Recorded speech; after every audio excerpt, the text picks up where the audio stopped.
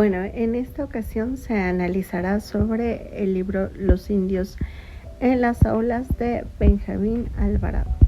Dentro de esta lectura nos situamos en un ambiente post-revolucionario donde la educación de forma inminente resulta en algo que es más bien instrumento de dominación. Sobre todo esto habla del periodo de Plutarco Elías Calles y justamente desarrolla este escenario. Aquí habla de cómo la educación popular se estableció como una organización para poder consolidar un poder y restablecer el orden, para decirlo de cierta manera, hacer homogéneo al país.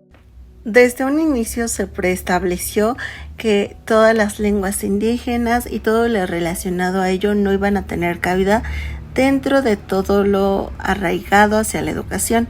Es decir, cualquier situación etnolingüística, cualquier situación de cultura, tradiciones y demás por parte de todos los pueblos originarios se verían desplazados.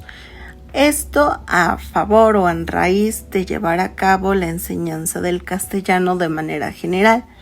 Es decir, toda diferencia quedaría arrancada de tajo y no entraría dentro del estándar de lo que se idealizaba. Es así como se establecían determinadas cualidades de lo que debería de ser un ciudadano como tal y los que considerarían hechos a un lado. Es únicamente hasta 1940 que la educación baja un poco en auge. Esto conlleva a que de cierta forma ya no se le tenga la misma perspectiva, pero aún así tenga la función hasta cierto punto de controlar. Con la creación del Instituto Nacional Indígena, posteriormente con la Dirección General de Educación Indígena en 1978, finalmente el Estado tal cual vuelve a posar su mirada en todas estas lenguas que se habían empezado a considerar perdidas.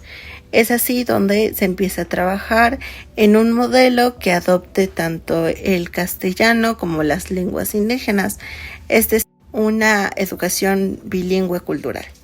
Pero es aquí donde entra una fuerte contradicción, puesto que a pesar de que aquí ya se están manejando las culturas y el respeto hacia las mismas, la realidad dista mucho de las situaciones. De hecho, refuerza los estereotipos de la diferencia entre las personas que tienen justamente esta parte de provenir de un pueblo originario a las personas cotidianas que usualmente vagan por la ciudad, haciendo una distinción entre ambos.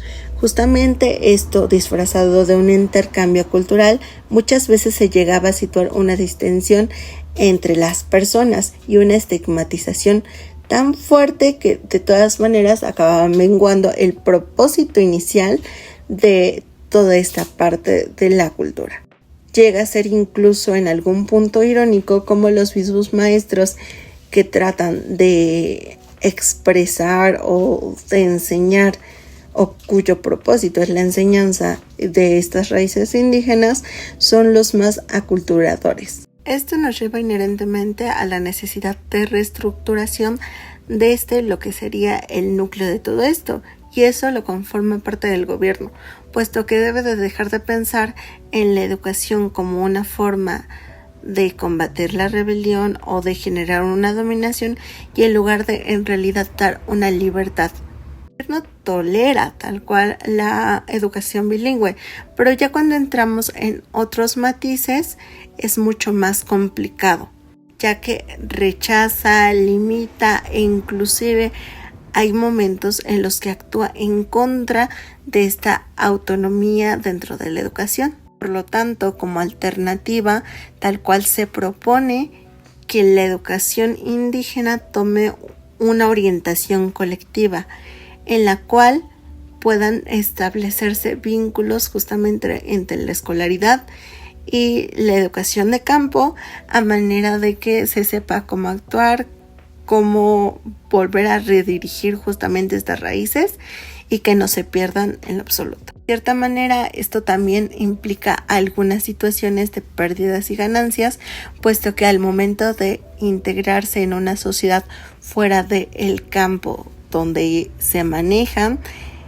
la adaptación se vuelve muchísimo más difícil, pero es justamente la vinculación que debemos de hacer y no olvidar que dentro de todo esto somos parte de, es decir, no separar todas las situaciones de las culturas indígenas, de los pueblos originarios, de lugares que están lejanos de nuestra visión, no desaparecerlos por completo, sino ser conscientes de la realidad que nos está afianzando.